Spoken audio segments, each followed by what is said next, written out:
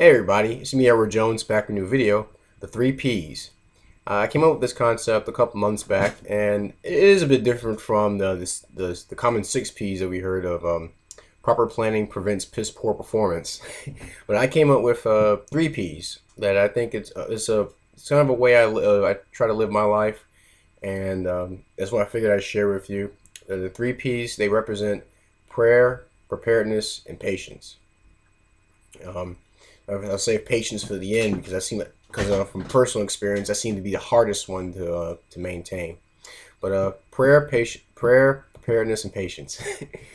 um, first off, I'll start off with prayer.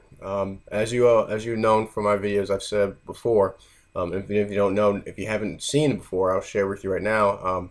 I am someone uh, who is a believer in the Lord Jesus Christ, and I believe in the power of prayer because, for one, I can't do everything on my own. I can't do nothing on my own. Um, that's what I believe. I believe it to be true. That when we try to do things on our own, we tend to we will tend to overburden ourselves, or we tend to overestimate ourselves, and a lot of times underestimate other people. And so, one of the ways that I work to prevent from doing that is that I rely on Christ for my needs, for my spiritual needs, even for my physical, emotional, um, mental, what have you, because I can't do it on my own, and nor should I try to do it on my own. Um, in doing so, I humble myself to where I accept the fact that I am I'm just a man. I can't and uh, you know if I try to do things on my own, I'll get caught up in the way the world thinks of doing things, which is basically whatever feels good, or even sometimes whatever is cold and logical.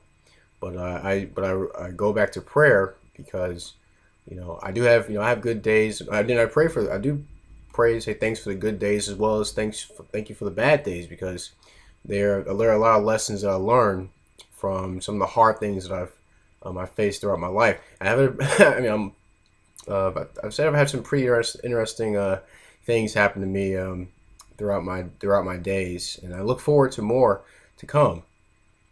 But always, I pray to give thanks for the things that I do have, just because I'm content with the way my life is.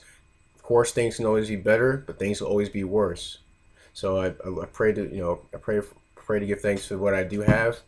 Um, I pray that the Lord bless my friends and family. I pray that He blesses whoever my enemies are.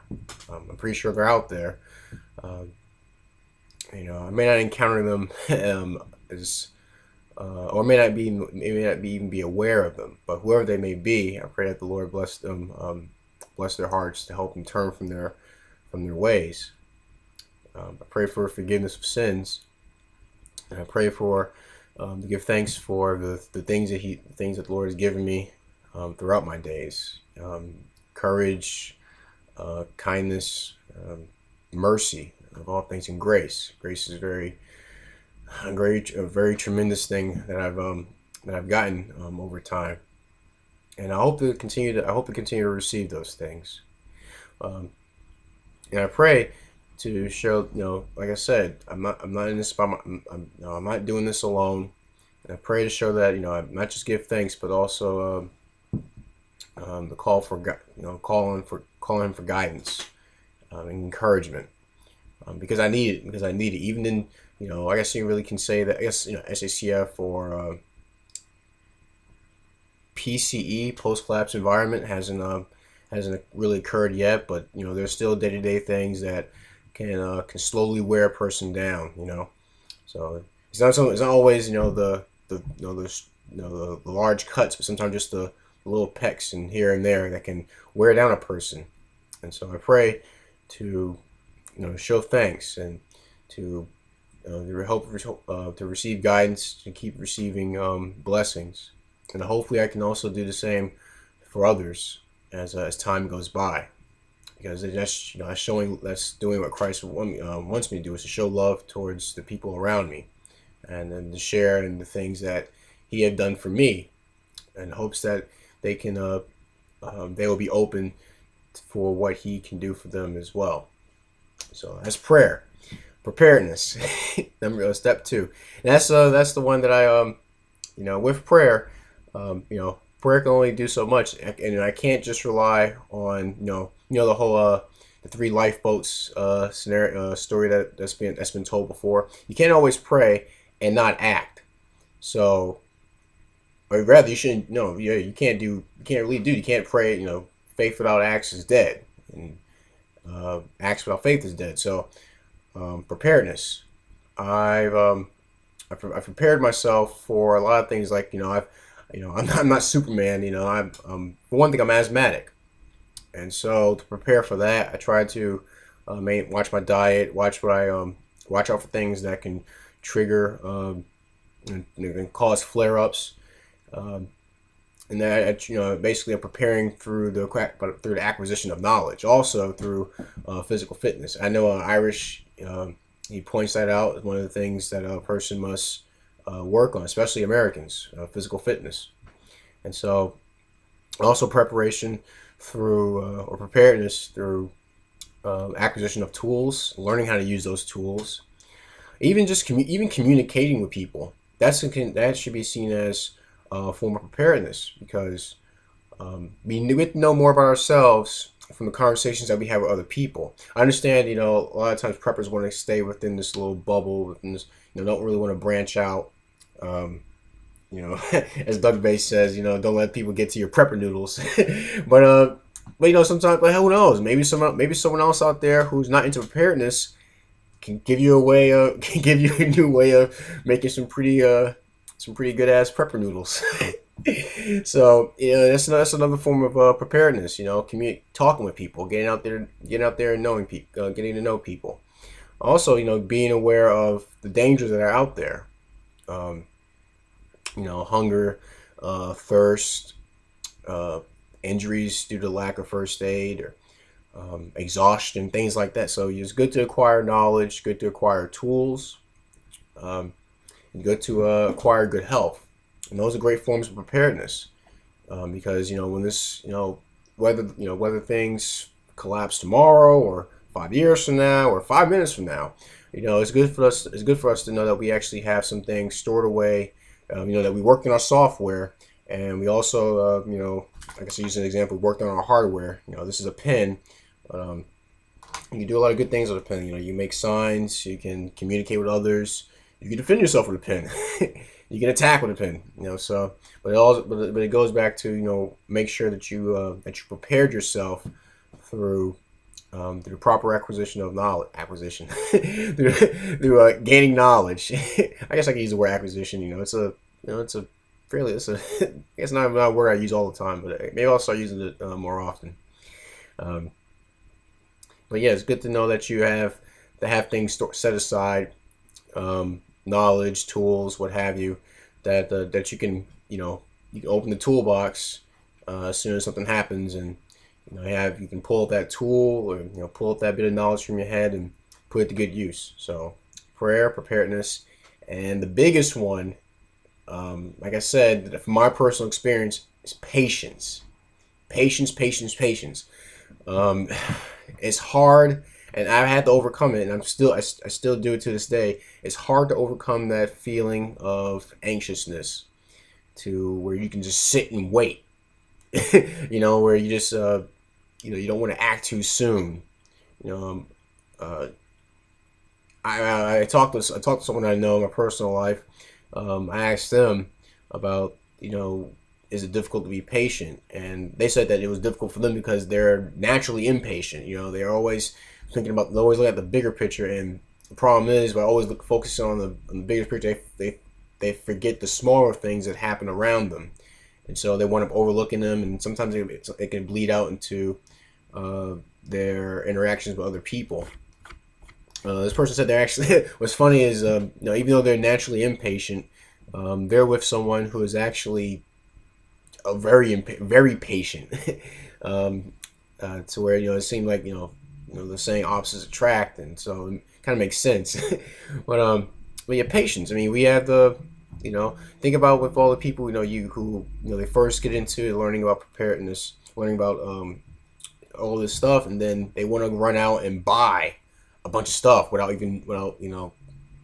praying for it first to get for proper guidance and without educating themselves. So they jump the gun. They wind up spending a bunch of money on things that they may not need right now, or things that they do need, but they put too much stock into it to where they forget to look at the other things that they need to acquire. So while someone is acquiring a whole bunch of plants and different types of foods, they forget that they need some form of cook. They need a way of cooking it, and also they need the things to they need the tools for defending it. And so a lot of that can be attributed to lack of patience. Not wanting to stop and think. Am I doing this? Am I doing this correctly? Maybe I should stop. Wait till I can get the proper knowledge, proper information before I move forward. Patience could also cause people to be nasty towards people. I noticed that with some people they've always used to having things now right in front of them. They forget that before this can come in front of you. Let's say you're in a restaurant and you ordered a well, me, I always order a burger because it seems it's fairly simple. It's easy to make. But sometimes it does take time depending on what place you go to. So let's say I have a burger and I ordered it, and I'm just let's say I wait. You know, I wait because I don't know what's going on back in the kitchen. Probably the grill is still acting up because I've worked in food and I know all the things that could go on in the kitchen. So patience kind of patience has also taught me to empathize with people, to not just be too quick to jump to the gun, jump to a conclusion that may be based off of what I may perceive as cold logic or wild feelings. So it's taught me to empathize with people, to try to figure out where they're coming from, um, to see if there's something that they're experiencing that may cause them to act a certain way. And then after I've waited and learned as much as I can, I can figure out which is the right way to go. But it takes stop and think. Before you think, you have to stop first, and you have to invest the time that you have by patiently observing things around you, by patiently waiting for the right opportunity to do certain things, by being patient with other people. And that seems to be very hard with people because, like I said, nowadays we're so used to having things in front of us now. I wanted it 5 minutes ago, that we forget that the world doesn't move at our own pace. And it's also funny that people even can lose patience with God. And I notice that's a lot of times people do that. They want something and then they say they pray for it and pray for it, but they say no, it isn't here yet. So why isn't it here yet? So just calm down. It'll be there. Just if there's something that you're supposed to have, it'll be there. Just be patient. One of the things that I say I applied the 3 Ps to is the truck, my Chevy. It's funny. I'll sometimes find myself just looking at the truck and just saying, "Wow, how in the world do I have this thing?" And it was something. It's prayer. I prayed for it. I know my grandparents they wanted me to have some a mode of transportation to help so I can get to them because they're getting advanced in their age and I need to be able to get to them if they need some help. So I prayed for the right truck. I prepared through savings, through working very hard, through looking online. Try to absorb as much information as I can about vehicle maintenance and about diesel engines. Things like how a manual transmission works, how a transfer case works, things like that. And then it came down to patience, because there were plenty of vehicles that I came across that I wanted to buy, but I said, no, man, I should just wait.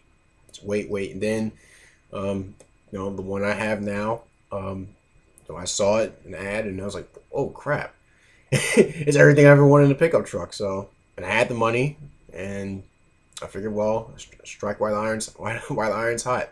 And here I am. I've done videos about me working on it, and also the same thing. I've had similar situations with guns, with people. Being applying the three P's with people, and it has paid off. And I encourage others out there to try, uh, try the three P's to see how well it helps you in your day to day life. And maybe you can, if you gain some experience from using the three P's, maybe you can teach someone else out there. But please tell me what you think. Do you think three P's is something that is it something that you already do in your day to day activities? Are you lacking in any of those three P's? Do you think I'm full of it? Just please share your thoughts. I enjoy reading people's comments. If you're new to this channel, I say thank you for checking out this video. Hope you enjoy the other videos that are to come, and as well as enjoy the videos I've made before. Any gripes, complaints, please send me a PM. Just please be respectful to everyone else who's watching this video. But that's my video. Three P's. I'm Edward Jones, and you have a blessed day.